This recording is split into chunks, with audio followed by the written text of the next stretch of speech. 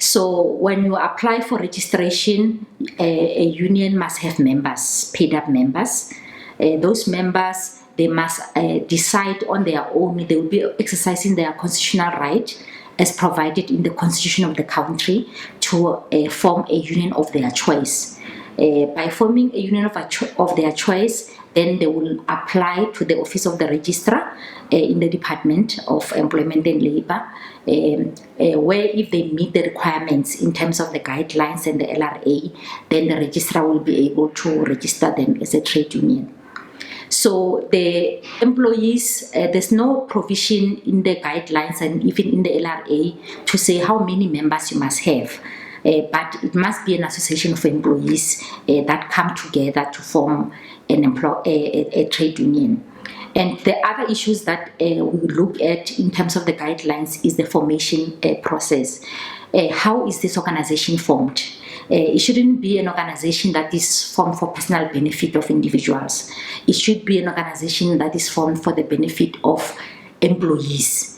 And the formation is the most critical process that the registrar will have to apply his mind on, whether it meets the requirements. So the things that we look at, was there a meeting where members came together to associate together, where they will decide to say we want to form a union of our choice, and that decision cannot be taken by any other person. It's a decision that is taken by themselves to say we don't want to join any other union that is registered. We want to form a new union of our choice and apply to the office of the registrar for registration. And after that meeting, there must be attendance registers that they sign to show that indeed they have attended those meetings. It's not like that it can be fabricated or anything like that, because we will do a random check to check if indeed the attendees are employees as required by the LRA. No other people are supposed to form a union besides them being employees, because it's a right of employees to form a union of their choice. So the other issues that we look at is they will have to adopt the constitution. The constitution is a document that must be compliant with the LRA, and the members that are forming this trade union, they must adopt it because it's going to guide them in terms of their operations. It will also regulate how meetings are held. It will also regulate, among other issues, subscription fees.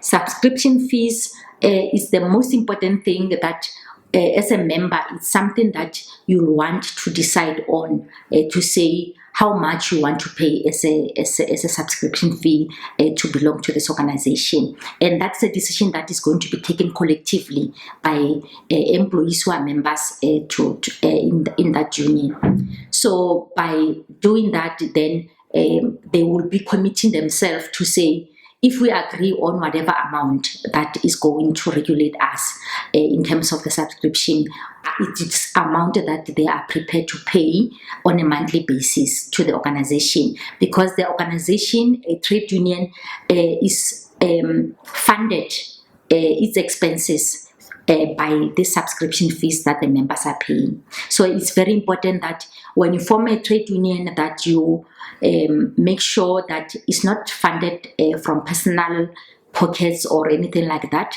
It is through subscription fees, so that the auditors, if you are registered, that they can be able to audit your books to make sure that the money that has been spent in compliance with the constitution, in compliance with the LRA as well.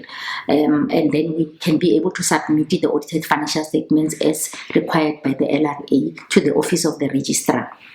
So the other issues that we look at in the process of registration, there must be a bank account, because the money should not be going to somebody else's pocket. The organization itself must have a bank account where the subscription fees will be paid into, and the expenses will be paid out of that bank account.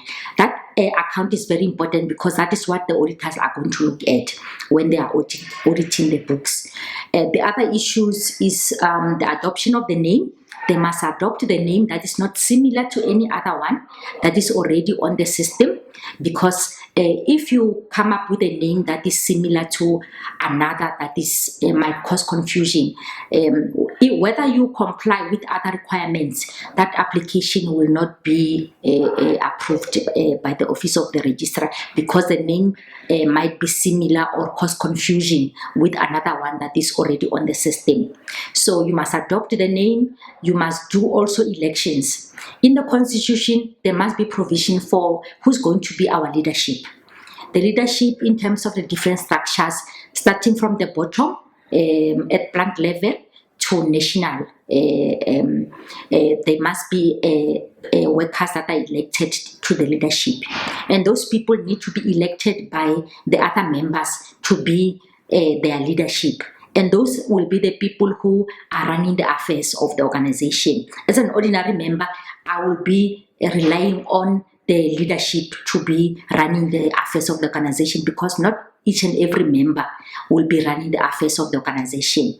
So they will be representing in terms of all the needs, whether it's representation at CMA or anything else. They will be making those tough decisions regarding those matters and negotiating wages with the employers at bargaining councils and other levels.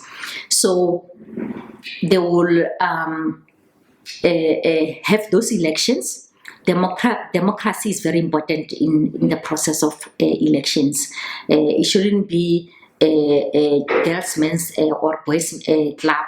Elections must be democratically held, and those elections will be able to prove that indeed members elected whoever as their leadership. As the office of the registrar, we don't dictate to say who is supposed to be the leadership of a particular applicant trade union. The members themselves, they will elect within themselves to say, who do we want as a president, who do we want as a deputy president, and all other positions that are in the leadership. They will decide on that. Out of that, there's also people that are going to run the affairs of the organization. When the national office bearers, which is the president and the other worker leaders, are working at their own companies, they're supposed to be officials.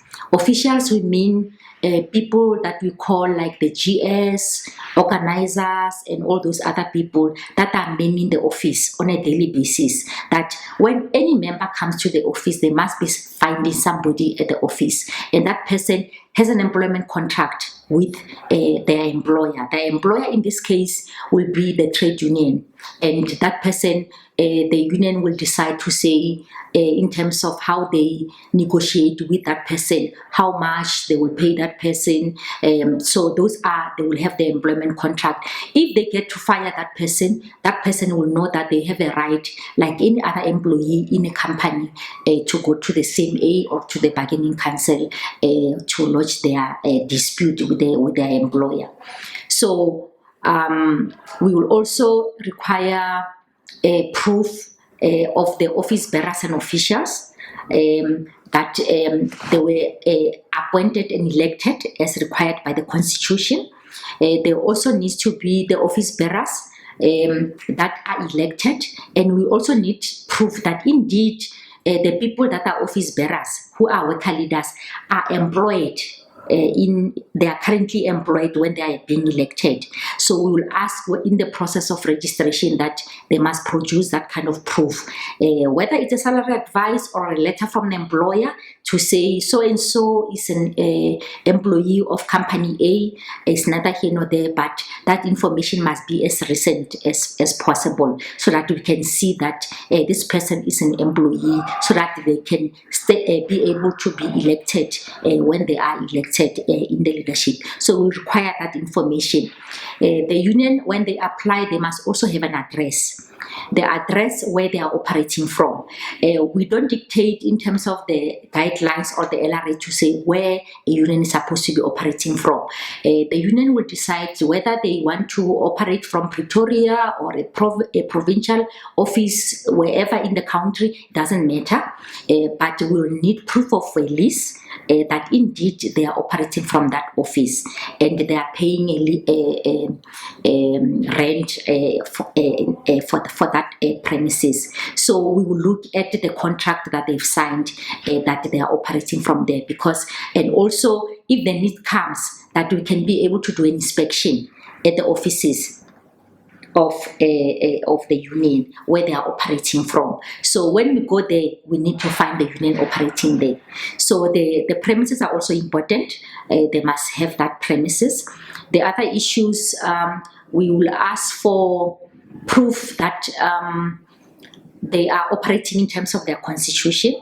The constitution must be compliant with section 95(5), which outlines a lot of issues as covered in the LRA, like how meetings are held often, who must the composition of that meetings, who support the quorums of those meetings, the subscriptions, the winding up. If the organization decides to wind up, the organization doesn't want to continue anymore, there must be provision in the constitution to wind up the affairs of the organization. So those are some of the issues that the constitution must provide for. So we'll ask just a general question that you must provide proof that you are compliant with the constitution. So it will be up to the organization itself to prove that they are compliant with the constitution, whether regarding the subs, meetings, whatever the case might be. They will submit that information.